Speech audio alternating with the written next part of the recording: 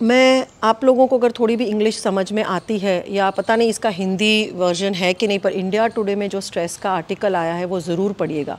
क्योंकि ये आर्टिकल में बहुत अच्छे से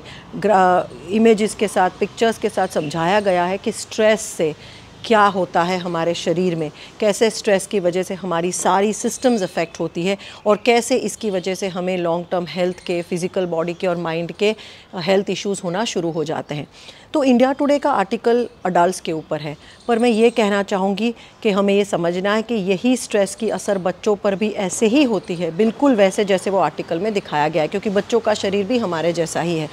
आजकल हमें देखा गया है कि जो स्ट्रेसेस, जिस तरह के स्ट्रेस सिम्टम्स बड़ों में देखे जाते हैं वैसे ही बच्चों में भी देखे जाते हैं बहुत छोटी उम्र से। क्योंकि पहले क्या था कि बच्चे स्कूल के बाद सिर्फ स्कूल में उनको 4-5 घंटे एक जगह पर बैठ के टीचर कहे उस हिसाब से स्ट्रक्चर्ड एक्टिविटी में टाइम दिया जाता था। बाकी स्कूल से आके बच्चे अपने तरह से 3-4 घंटे बाहर खुले में अपने ही तरह से अनस्ट्रक्चर्ड वे में खेलते थे, खेलते कूदते थे, तो उनका स्ट्रेस जो स्कूल में बढ़ा है वो ऑटोमेटिकली कम हो जाता था। पर आजकल बच्चों में ये देखा जाता है कि स्कूल के बाद भी घर आके भी काफ़ी स्ट्रेसेस रहते हैं। पहले तो स्कूल में हर एक सब्जेक्ट की टीचर एक्सपेक्ट करती है कि वो बच्चा उसके सब्जेक्ट में अच्छा रहे, तो समझो अगर 6 सब्जेक्ट है या 7 सब्जेक्ट है तो बच्चों को ऑलरेडी 7 सब्जेक्ट्स में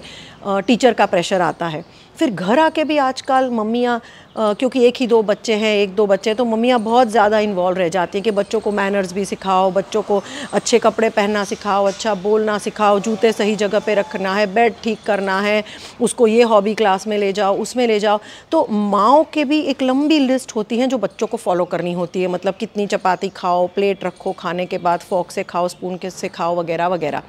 और फिर उसके बाद अगर बच्चे ने गलती से एक्सप्रेस कर दिया कि मुझे डांसिंग अच्छा लगता है, सिंगिंग अच्छा लगता है, तो उसको उसके हॉबी क्लास में डाला जाता है या ट्यूशन में डाला जाता है। तो अगर आप देखें तो बच्चा सुबह उठता है तब से रात को सोता है तब तक बैक टू बैक उसके लिए स्ट्रेसफुल ही एक्टिविटीज़ रहती है, क्योंकि हॉबी क्लास भी हो, अगर स्पोर्ट्स का भी क्लास हो, तो उसमें भी एक स्ट्रक्चर होता है, बच्चों को टाइम पे जाना पड़ता है, टीचर कहे उस हिसाब से करना पड़ता है, उसमें भी कंपटीशन होती है, टेस्ट होती है। तो ये सब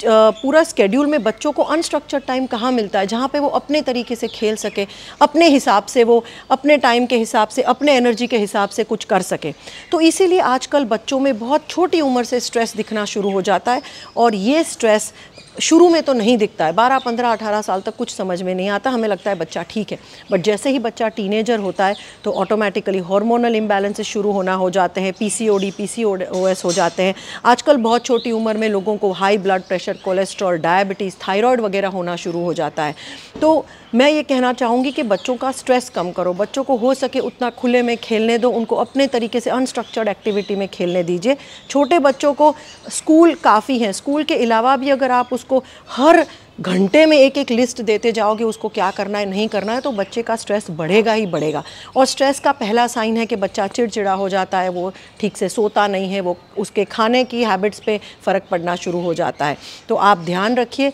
बच्चे का स्ट्रेस कम कीजिए, क्योंकि स्ट्रेस से बच्चे स्ट्रॉन्ग और टफ नहीं होते, स्ट्रेस से बच्चे की पूरी सिस्टम वीक हो जाती है, कॉम्प्रोमाइज़ हो जाती है, और यही बच्चे फिर बार बार बीमार पड़ते हैं, उनको ऑटो इम्यून इश्यूज़ शुरू हो जाते हैं, जैसे कि स्किन इश्यूज़ हैं,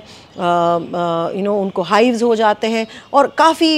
हेल्थ इशू शुरू होना शुरू हो जाते हैं। तो मैं ये कहना चाहूँगी कि बच्चों का स्ट्रेस कम कीजिए, बच्चों को खेलने दीजिए, और जहाँ पे बहुत ज़रूरी लगे वहीं पे उन पे प्रेशर डालिए, हर चीज़ में उनका प्रेशर मत डालिए। 80-20 रूल फॉलो कीजिए, 10 में से अगर 2 चीज़ बहुत महत्वपूर्ण है उस पे बच्चों को प्रेशर कीजिए, बाकी 80% को छोड़ दीजिए। तो यही लॉन्ग टर्म में मेरे हिसाब से अच्छा रहेगा आपके लिए और आपके बच्चे की, दोनों की मानसिक सेहत के लिए।